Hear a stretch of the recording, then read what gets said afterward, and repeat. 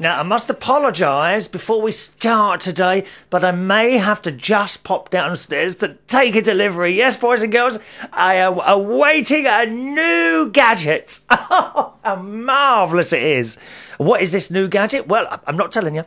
I'm not telling you. The excitement it's just too much. This is quite a large gadget. Not overly expensive, but nevertheless a large gadget which is actually something to do with how I make this programme, all right? No, it's not another computer. I can hear you now. He hasn't bought another computer, has he? You're having a laugh, aren't you? We can't keep affording these different things, dear. God's sake, no, this is a new gadget which I'm awaiting arrival. And I wanted to ask you something else. What are your thoughts on this? Now, some of you know I do a live radio show on another station. Okay? See what you think about this. It's a very long... So if I pop downstairs, if you'll hear the bell go ding dong, because I'm not quite sure what time the delivery is due to happen today, but if you hear the bell go and I might have to run downstairs, you'll know, okay, I'll only be a couple of seconds while I sign a bit of paper and take the delivery in. I wanted to ask another question. As you know, I do a live radio show on another station, and it's a very, very long drive down to this particular place. Hang on, can I just write something down? My pen's not working now. Oh, there we are. Just a minute. That's it. Sorry. Sorry, 1 minute. That's it. Sorted, right. It is a long drive. It's almost a 4-hour round trip. It's certainly just over 2 hours on the way down there, and it's about an hour and a half coming back again. So there's that. Also, it kind of interferes a bit with my normal sleep pattern. My normal sleep pattern is to go to bed about between 3 and 4 in the morning. I get up about 10 in the morning, which I can hear you saying it now. Oh, Chris, you're not looking after yourself. Yes, but I do, because I get the other 2 hours back in the afternoon. And I usually go back to bed around about 5 o'clock in the afternoon, just for 2 hours, and I get up again at around about 7 p.m, 7:30 p.m, something like that. Now that, to me, I notice some of you saying, oh, I don't know how you can sleep for 2 hours. That is completely normal to me. I've been doing that since I was about 18 years old. I'm 46 now, so that is all completely normal to me, right? The thing is, on this particular day I do the live radio show, it's a Wednesday actually, I have to leave the house at 5:30 in the afternoon. So as you can hear, it's slap bang in the middle of where I'm usually asleep, and it's the only day I have to do that. Now, is it worth doing? Yes, it is. It's worth me doing this programme. I do enjoy doing it. Now, it's been... You see the problem, yeah? So you've got the travelling and the sleep patterns thrown all out of place and what have you. Now, there is a way, and I'm talking to the governor, very nice man, Tommy Boyd.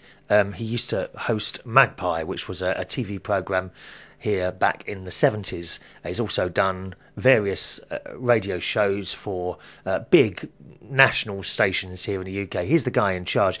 And he suggested to me that why don't I do it from home? Now, we thought about using Skype, because obviously I've got all the equipment here to be able to do that. We were thinking of using Skype, which is like an online telephone service, and more often than not, the quality is pretty good. But from my opinion, it's not good enough to do an hour radio show. So the other thing that was suggested was Windows Media Encoder. That's like a little... Let me just explain to Joy, because she likes to know, don't you, Joy? That's like a little program on the computer, and you can send your program out from it to wherever it's going, okay? The only thing with that is there is often a delay. Now, it wouldn't be so bad if you could say the delay is exactly 20 seconds or 30 seconds or something like that, but it varies. It depends how busy the internet traffic is and this, that and the other. Also, you are actually using your computer to do it.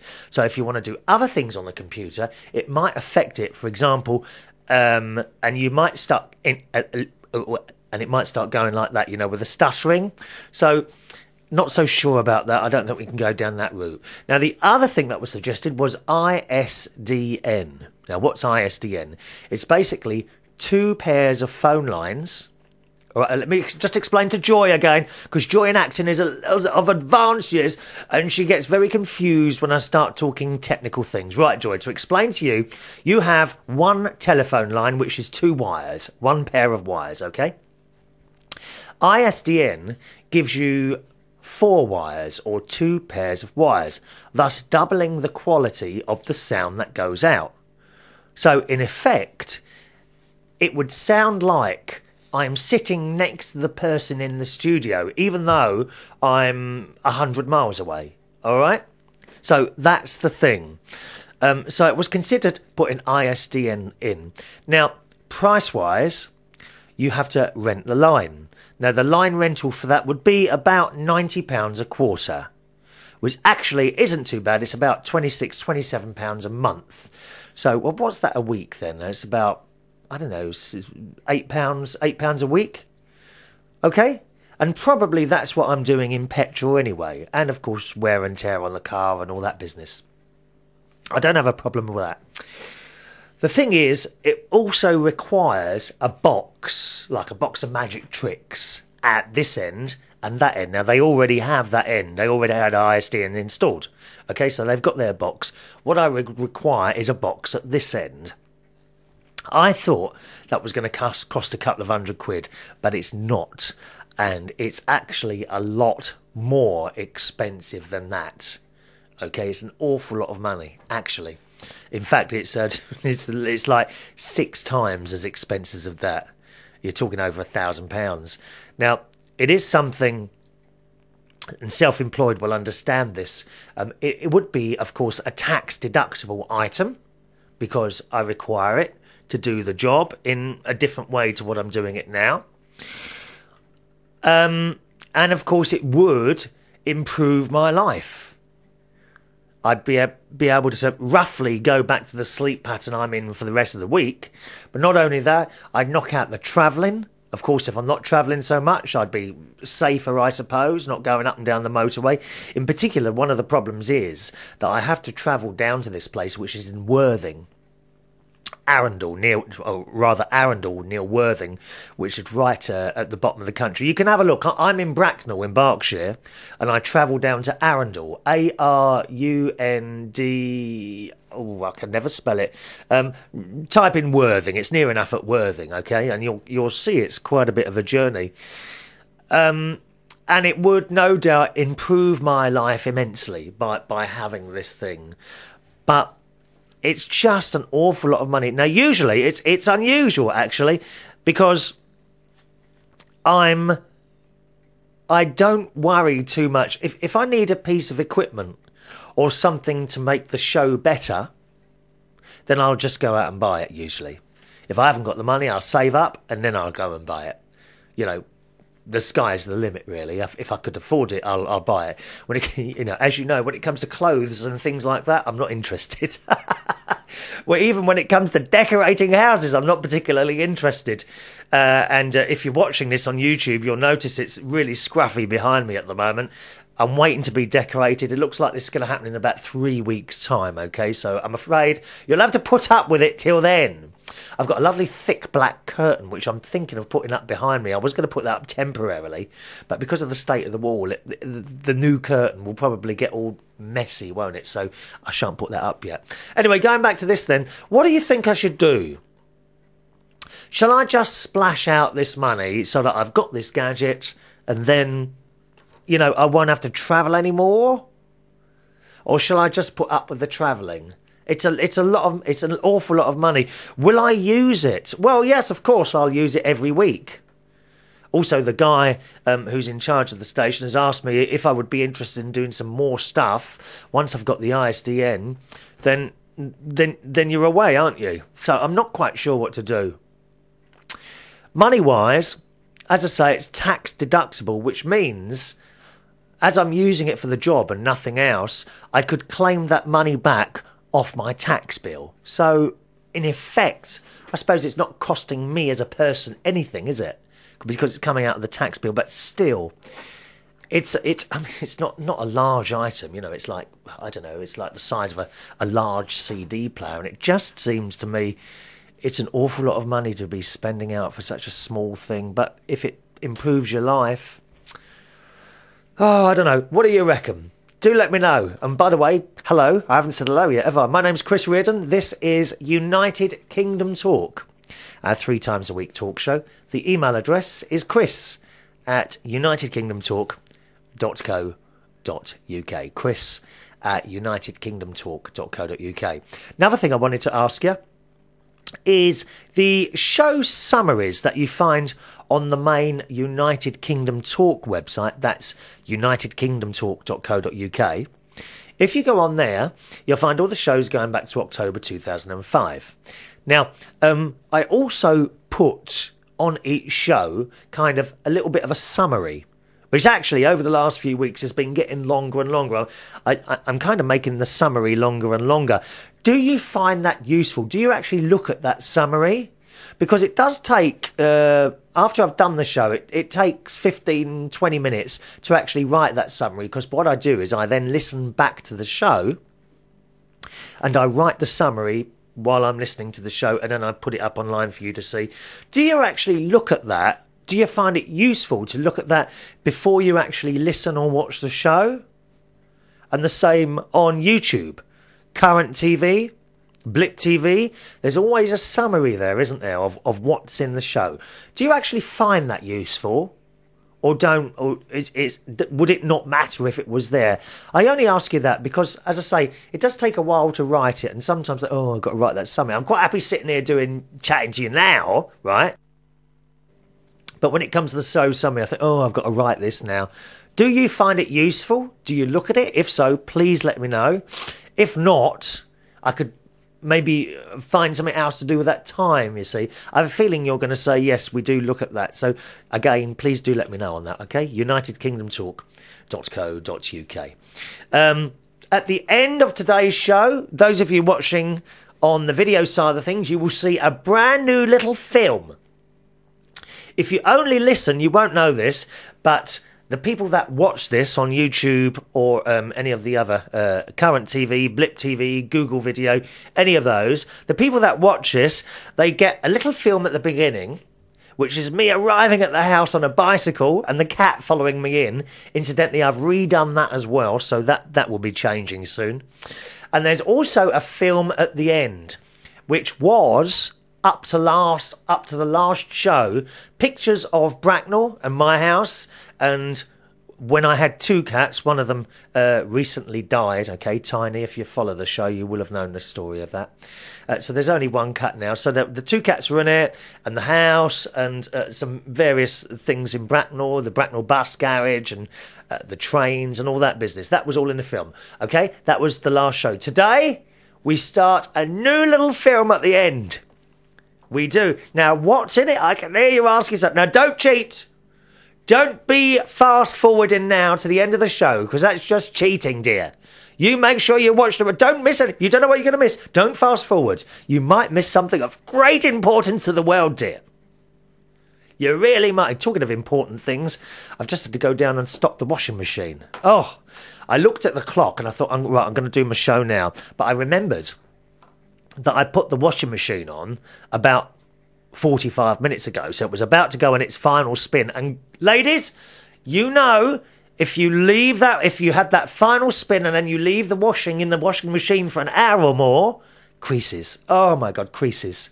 We don't like creases. I'm not one to iron, as you can probably see from my shirt, which is incidentally getting tighter and tighter. I'm afraid I'm back to 13 stone 4 pounds. Which means I'm quite well, I suppose. But nevertheless, I'm back to 13 stone 4 pounds, and things are tight. Even this shirt, I've got to be honest, which has never ever been tight before, is tight. So I've got to watch that. Ladies, you know, it's true, isn't it?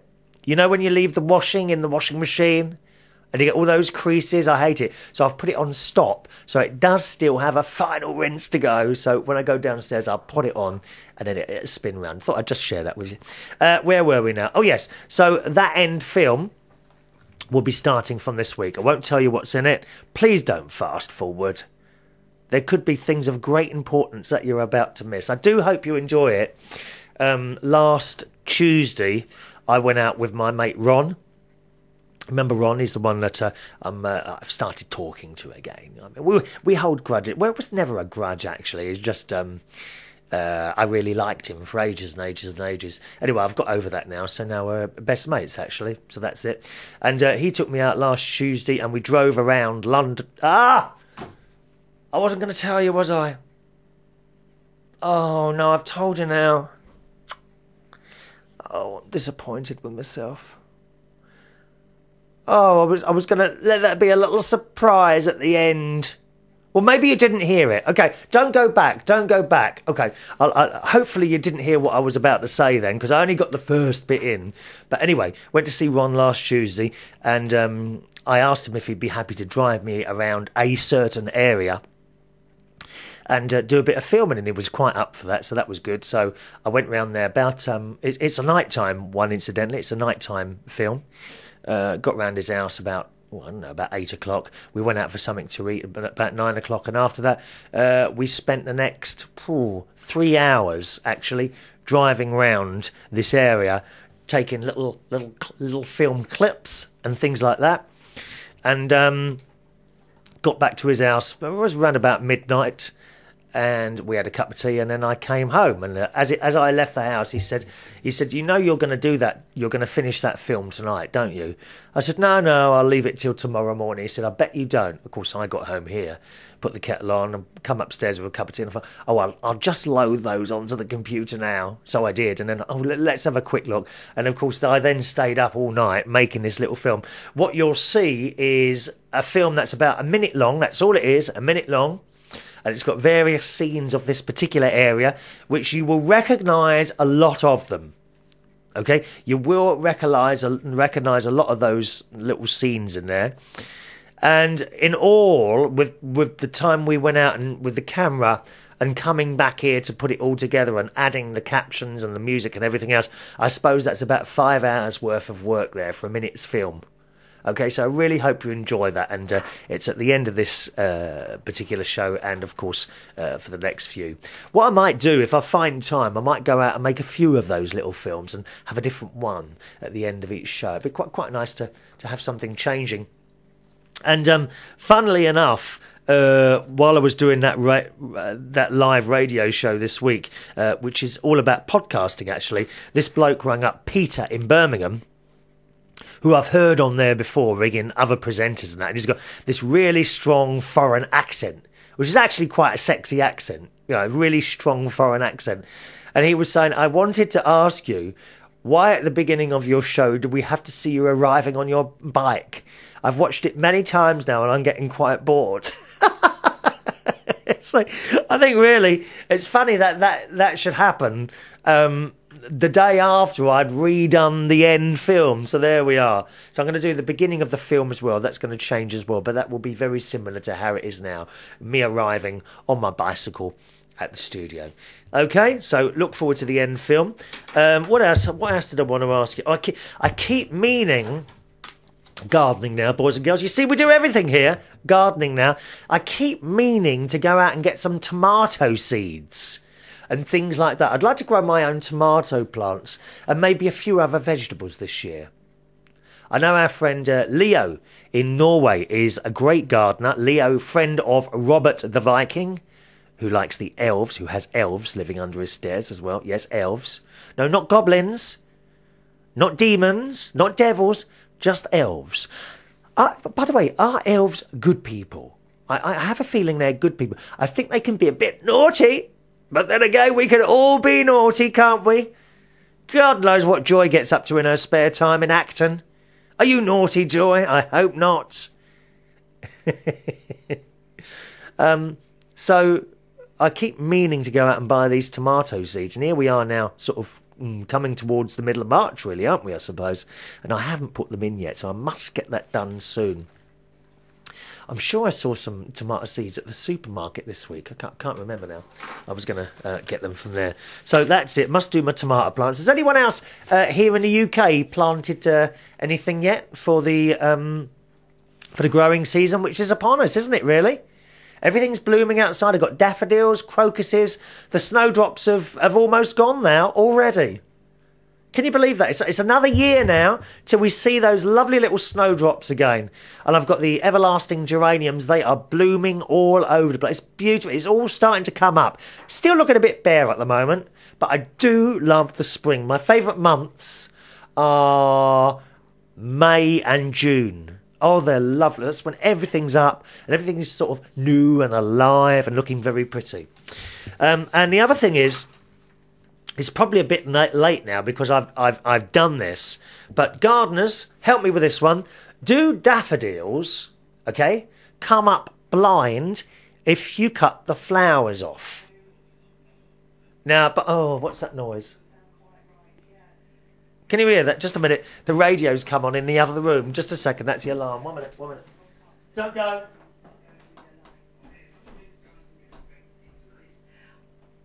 Don't go. There we are. We can't be doing that because we get in trouble, you see, if you start broadcasting someone else's radio show. Oh, this shirt is I've got to cut some weight out, dear. Oh, tyres are building up around my waist. What was I saying? Oh, yes, daffodils. I've got a few growing in the communal area, which I actually did plant myself. But I've noticed over time that more and more of them are coming up blind. That means the leaves come up, but no flower. Okay, so you don't get the stalk in the middle with the beautiful yellow flower on the end. Now, what I have been doing is cutting the flowers and the stem off and bringing some of them inside, putting them in a vase and putting them next to my mum and dad's picture downstairs. Because she always have a vase of flowers next to her pictures. And in the spring, what I've been doing is going out and snipping a few of my own daffodils. Actually, you know I'm as tight as anything when it comes to myself. But not to save money, but because they were grown by me and therefore my mum. You understand what I mean? Okay, you get the general idea of it. Now, is it that when you cut daffodils on their stems, they come up next year blind? Is that what's causing it? Because I'm not sure. If you could let me know, usual email address, chris@unitedkingdomtalk.co.uk. chris@unitedkingdomtalk.co.uk. Right then. So we've done daffodils. Yes, let's move on. Let's move on to the emails. First of all, I have to apologise to Austin in Portland, Oregon, because he sent in a lovely long email. But unfortunately, it's all got a little bit confused. What's happened is I use both sides of pieces of paper when I print. So once I've used one side, I put a line right down it, and then I turn the paper over and put it back in the printer. Now, occasionally, I forget to turn it over. And what happens is an email then prints over the email that's already there. And Austin, your last lovely long email, which says here, I can read the beginning of it. Hi, I've written, Oi Chris, over here it starts. I've written it a few times before, but I'm afraid, and that's all I can read. All the rest of the words, I mean, sometimes you can actually tell, but unfortunately, the email that was already printed on there is like in bold text, and I can't read this email, Austin. I'm really sorry about this. Is there any chance? Now, when did you send this? I can't even see when you sent it. It's just printed over it, you see, unfortunately. I wonder, Austin, can I be so bold and ungrateful to ask you to send it again? I've got a bit at the end here I can read. It says, give Joy in Acton a great big wharf whistle from us here in Portland. We wouldn't dare say in your dreams. I'm not very good at whistling. My dad was always whistling. Can you whistle? I can't whistle.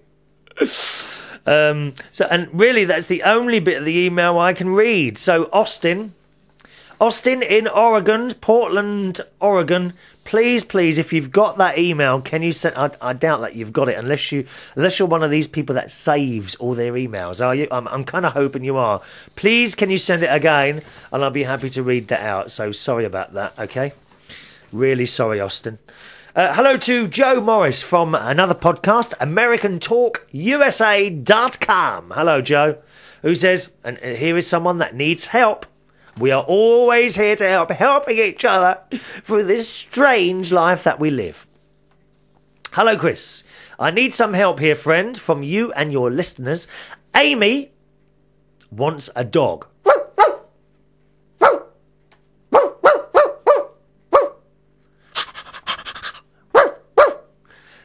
I'm not quite sure if that's the sort of dog Amy wants, but Amy does want a dog. And I am allergic to pet dander. Oh, Joe, you as well, dear. Actually, no asthma recently again. Okay, it's all died down. Must be because I keep hoovering the house and opening the windows. Yes. Oh, isn't it annoying? Susan, our cat lover, often writes into me, Joe, and says there's some sort of injection that you can get. And once you've had it, then no more allergy. You might want to consider that. I don't know how much it is. Anyway, Joe says, so if anyone can suggest an indoor breed that wouldn't bite me in the middle of the night or make me sneeze and have itchy, watery eyes, that would be so cool. And you know what, Joe? They are all the symptoms that I get. Sneezing like there's there's nothing better than a good sneeze, is there?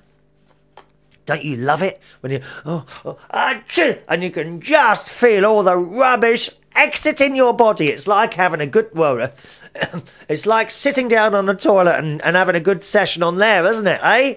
When you do that sneeze, achoo, and all this stuff comes flying out of your mouth and hopefully not into someone else's face. All right, so what dog should he get? He wants something that won't bite him in the middle of the night or make him sneeze and have itchy, watery eyes. That would be cool. Well, you say about not biting. My sister's dogs wake up my sister in the middle of the night to go out to the toilet.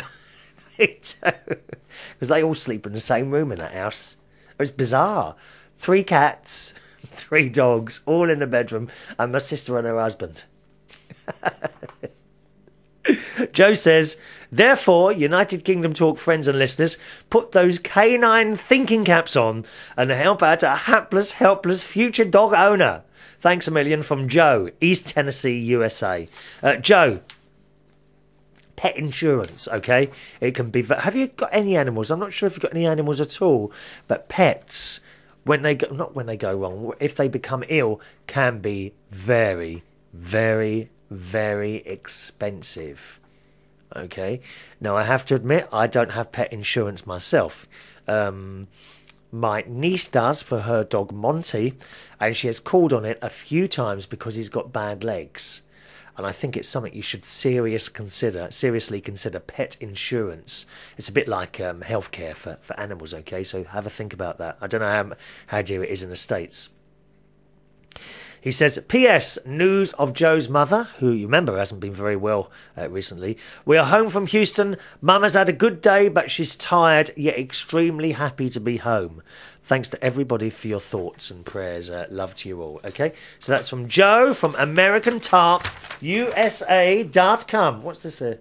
Well, I'm getting confused here. Where's my bin? Someone's stolen my bin. 1 minute.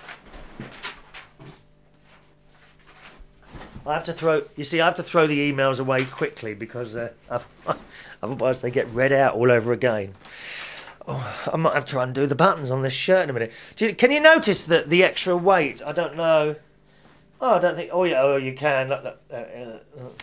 I'm not saying nothing. Oh, I've got to lose that weight again. My mate Ronnie goes down the gym 7 o'clock in the morning. Oh, blimey. How do you do that, eh? He gets up. I said, do you have breakfast before you go out? He says, sometimes I might have a piece of toast, but I generally go straight down there. How can you do that? Just get out of bed and go down to the gym. Oh, Or does it become easier once you've done it a couple of times? Because I could do that if I wanted to. I just can't stand I've tried it 3 times. Can't stand it. I like swimming. I do like swimming. I like walking. I used to like running as well, but that was kind of damaging my knees a bit, so I had to give that up. But gym. Oh, you know, we'd all like one of those bodies, wouldn't we, eh? We'd all like to look like Cristiano Ronaldo. My niece, Tracy, she doesn't like Cristiano Ronaldo at all. She thinks he's quite ugly. What do you think, boys and girls? Terry, young Terry up north, he's not you, Terry Turner. Well, who's Terry H up north, or Tezza as I call him. He says he's going to fight me for Cristiano Ronaldo. So I'm still waiting for the phone to ring now. Hello to Chantel, who is in Australia. Now, Chantel, I have to tell you, I work with her in Belushi's Bar in Hammersmith. She's a lovely little girl. Lovely, and she's little. She's even smaller. I'm 5'6", and she's even smaller than me. And Chantel writes, "Hi Chris, how are you?" Because she was going to Australia, and I was advising her about the extremely dangerous wild animals that are there, waiting around every corner. I told her you've got to be careful. The spiders are dropping out of the trees as you're walking through those parks, dear. And I said, watch out for crocodiles. She says, we're not going near a wet area. I said, well, where are you going? Sydney. I said, oh my God, worst place for them. She says, what do you mean? I said, the crocodiles are walking down the middle of the road, my darling. You must be very careful. Of course, she's believing all of this. And the snakes, watch out for snakes, they come out your plug hole, dear. Anyway, I was telling her, whenever she uses the toilet, flush the chain first, because you never know what's lurking and hiding under those rims, dear. And she writes, hi Chris, how are you? I still flush the toilet like you said before I go. Haven't seen any killer spiders, thank God. I will definitely cry when I do though. The weather is great over here. As summer no doubt will get hotter. I need to start working on my tan. It's completely different over here in Australia, like the weather. It's cleaner, the lifestyle. How's work? Work is very well. She's keeping in contact on the Facebook and watching these shows, I think. Hope you're looking after Liam and Rob for me. Vanessa sends her love. Okay, so thank you, Chantel, for that. And yes, you're quite right. In Australia, it is very, very different. The weather is different. Even like comparing summer to summer, the sun isn't the same. It just feels different. I don't know if that's because you're on holiday or what, but when you're out in the sunlight in Australia, it feels very different. I can't explain it. If anyone can, why is that? Why does it feel different sitting in the sun in Australia than it does here? And we're not talking about heat. It just feels completely different. Let us know, Chris at unitedkingdomtalk.co.uk. You're quite right about it being cleaner. I think it is much cleaner there. And the lifestyle is a lot slower. People don't seem to be rushing about from one place to the other like they do here in London, or indeed in New York as well. In fact, I found New York was even worse than London. People are rushing around all over the place, walking as fast as they can. I don't know what all that's about, really. I think as you get a bit older, you do tend to slow down. I don't really rush anywhere anymore. I used to. I used to be terrible. Oh my word! I used to be terrible, and you would try and make other people rush. I remember whenever Mum was getting in a car, and at the time I had a lovely Land Rover, and I'd be, come on, Mum, get in the car, and I'd be pushing her in the car to rush. What? Why? Yeah, I feel guilty about that now. Why was I rushing my mum all the time? Or Dad, come on, Dad, hurry up. What's all that about? Why are we rushing? The Australians don't seem to rush. They kind of take it as it goes. If you want to go even slower than that, go to Barbados or the Caribbean. Blimey, they don't rush. If you're told in Barbados while you're on holiday, and you're going on one of those excursions or something like that, the coach will be here around about 10 o'clock. Okay, so you being English, you expect it to be there at 10. Believe me, it can arrive any time between sort of 10 and 11 o'clock. It's true. And if someone's late, they'll wait. It's just a completely different thing. If you find life is too fast, even in Australia, then move to the Caribbean. It's a lot slower there, okay? Right, onwards. Hello to Fizzer P. Hello, Fizzer. Who writes... Fizzer P is a YouTube person. You can have a look at his shows. It's... Well, hang on a minute, I've lost his email. There we are, because we've got a few on this subject.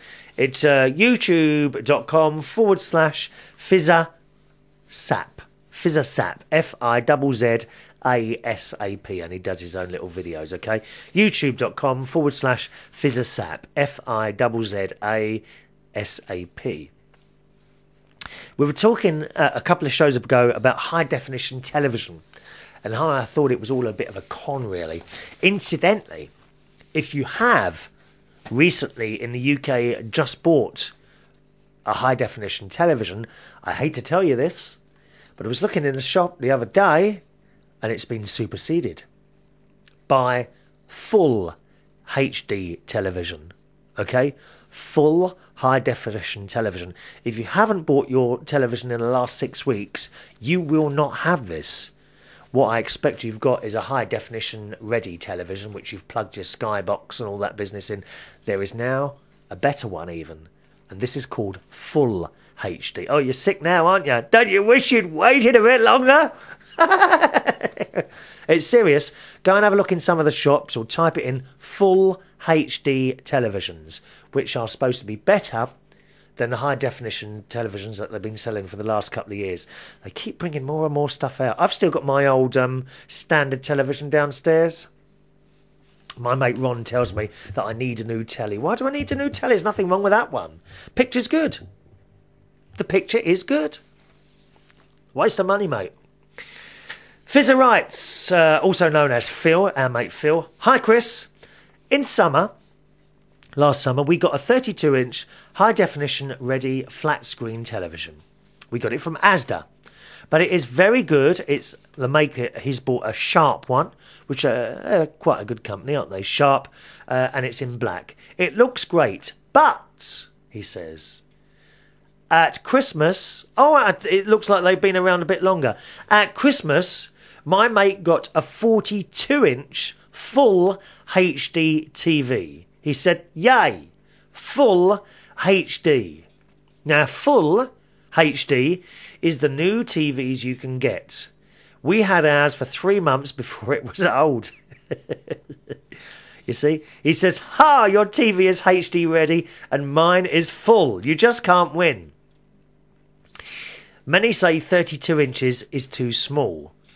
The weird thing is we just watch our Sky Plus box, not our Sky HD box. So we have a HD TV with standard channels. You said on your other show that HD, Sky HD could be a waste. Totally agree, he says. Totally agree, right? My dad said an extra £10 a month is ridiculous. That friend showed me a HD channel and I had the same thing. Yes, a little crisper and better colours, but after a week, I think it would be just standard. There are not so many HD channels. That should grow. And that's from Fizzer. So thank you, Fizzer, who reckons it's all a bit of a waste of money, really. I think it's a big con. I really do. The picture, yes, it is better. Look, there's another 2 emails on the subject. This is from Mad Tezza. I was just talking to you about Tezza, who's a bit of a fan of Cristiano Ronaldo, aren't you? Hi, Chris. I will just quickly comment on high-definition televisions. Don't waste your money. A friend of mine did exactly the same thing as your friend Ron and is very disappointed. There is not a major difference and no exclusive content. Don't get caught up in the phenomenon. Can you say that? Let's say it all together after the bleep. Phenomenon. Beep. No, you didn't do it. Come on, you've got to join in with the show. Don't just sit there at home listening. Join in. Are you ready? Try and say phenomenon. After the tone, phenomenon. Beep. It's hard, isn't it? Why is that word hard to say? I don't know. Anyway, Tessa says, and you know you are gorgeous, Chris. No, I don't. When are you coming to do a gig, a DJing gig in Religion in Leeds again? I live just around the corner now. If you don't know, I have moved to city centre Leeds about a year ago and love it. Much love from Tessa. Thank you, Tessa. You see, and another one there commenting on high definition television, and he thinks too it's a waste of money. And I honestly do. If I thought, you know what I'm like with my gadgets, I love them. But I've seen Ron's high definition. Yes, it is a little bit better. What can we liken this to, really? I'll tell you how you can liken this. It's like going to Pizza Hut and saying, can I have a bit more cheese on the top? That's as good as it is, okay? It's a little bit better. Worth the money? Probably not. I honestly think you're all being conned here. People are spending hundreds of pounds on this stuff, and you're wasting your money. I have yet to receive an email that says they are over the moon with their new high definition telly. Okay? You may find that what I call not just what I call, what we call anoraks, people who are really into their technology, they may really like it. But let's talk about the ordinary person here, you and me. Do we really need to spend £800 on a full high definition telly? I think not. I honestly think you're wasting your money. And there's another one here. This is from Lisa. Now, Lisa is in the States, aren't you, my darling? Hello, Lisa. So they've got high definition there as well. When did you get it? We have had it for a couple of years now. Dear Chris, Lisa here. To answer your questions about high definition television, yes, I dared to pay for a new high definition television plasma TV. It's got a 32-inch screen. It has a Vizio brand. It's a Vizio brand TV. Never heard of Vizio. Is that like Sony and Samsung and all them? I've never heard of Vizio, but nevertheless, it's just another brand. She says, this is the best of the most affordable on the market here in the USA at the moment. The fact that I was able to afford it is proof of its low price. Okay. There are a whole bunch of ports for various audio and visual options on the rear right-hand side, which include a hookup for a computer. Now that's where it would come into its own, I think, if you're hooking up a computer to it, because I don't know, do you remember before we had proper monitors and that for computers? The very first computers you used to use through your television. Do you remember those? And sometimes it was quite difficult. I mean, looking at small text was almost impossible because of the way a television works. I suppose with high definition television, then you could see the computer a lot bigger. Yes. She says the picture shows in true high definition quality only for the TV stations that are broadcasting in HD quality. It's awesome, crisp and clear, much improved picture and sound. By the way, the TVs that are not only HD TV but are also plasma, not LCD, are even more crisp and sharp looking than the LCD HD TVs. Also, the sound quality is much better than on the LCDs. Oh, really? Oh, now that's interesting, because I always understood that LCDs were the tellies, that they would certainly last longer than the plasma ones. Okay. If you are very much into watching nature shows, sci-fi, westerns, food and how-to shows, or music and concert relating shows, she says it's a must to have a HD TV. However, if you are not all into those sort of TV shows, then you are right, Chris. It's not really worth the expense. Just keep the old TV and buy a $60 converter and you'll be good to go. Thank you. She says, I love nature shows and special effects films, science fiction and psychological thrillers. And I love PBS type shows. PBS. Oh, that's I know what that means. Public broadcasting service, isn't it? That includes arts and entertainment and travel shows, and also love classic westerns with lots of pretty scenery. In fact, the most part, those are all I'm interested in watching. Sitcoms are not as good as they used to be. Yeah, I go along with that. They're not. The only new USA TV show here I like is Chuck. My Name is Earl, and the US version of The Office. No offence, but our version is much funnier than the British version.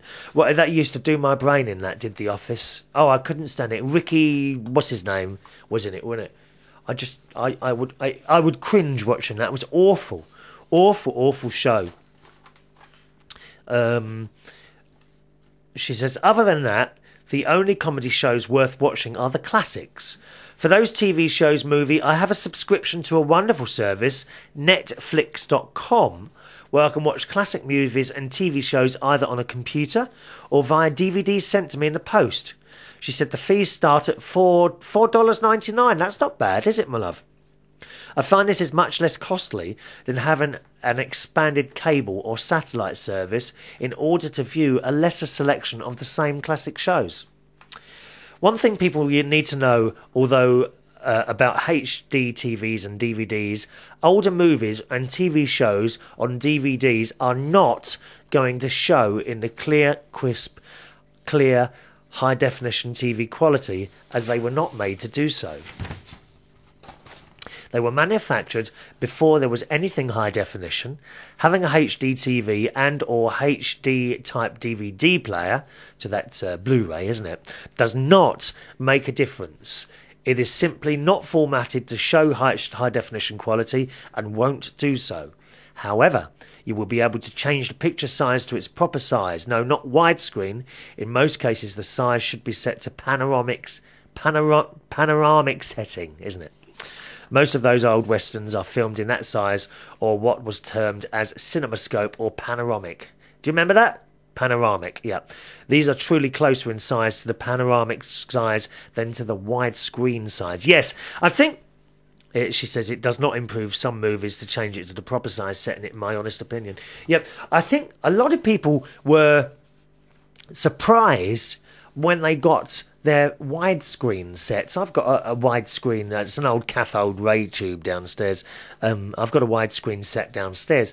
And it surprised me when we were watching films and once again the top and the bottom were cut off. And I'm thinking, I thought this was supposed to be a widescreen telly, but actually panoramic or cinemascope and widescreen are two different things. And most people thought they were the same things, including myself, and they're not at all, are they? She says the best quality of DVD is supposedly Blu-ray, but one must have a special Blu-ray disc player in order to view that with the picture quality. I have not purchased a Blu-ray disc player and do not plan any time soon, as it seems a costly waste to me. Now that's interesting you should say that. Because on one hand you're saying you're pleased with the high definition, and yet you don't want to upgrade your DVD system to kind of go with it. Interesting. The newer films, DVDs, show in high definition for me just fine without a Blu-ray player on my high definition TV. And the rest of what I watch is classical and not available for HD quality playback yet. So I figure it's fine the way I have it now. Hope I didn't bore you to tears with all this technical TV mumbo-jumbo. Remember, you did ask. Have a fabulous weekend. Thank you, Lisa. Well, there we are. So it's interesting there. A lot of people, she's happy with her high definition, but doesn't think it's worth the extra money. Do remember that if you're thinking of going out and buying a HD TV, listen to what these people are saying and myself, and maybe you might want to spend the money on something else. How about a nice holiday? Or a new fridge, I don't know. She also wrote, as an addition to this, as a PS, regarding your shows on YouTube, I'm just wondering why YouTube won't allow us, the viewer, to vote, that is, give you stars on your YouTube videos. I tried to give you 4 stars, but when I put the pointer over the stars, it was obvious it was not going to post my vote. It simply was not working, though I should let you know, just in case this is a glitch or something. I really enjoy your shows, by the way. I love the one where you were out in your yard in the garden amidst nature with little birds chirping and all. It was a nice change of pace. For that show, I would like to give 5 stars. Take care. Keep up the great work. Yeah, I don't know. Don't know why you can't give stars for the shows. I am actually not led by statistics or stars or anything else. Some people can be quite nasty and will go down everything you do and give it 1 star. If you're not particularly thick-skinned, it can affect how you continue to do the show. I've been criticised before by people, but you need to ignore it, really, unless you... I told you he'd be here to deliver. Just a minute. How exciting is this? I'll show you what it is when it comes. Stay there now. Back in a minute. Coming up.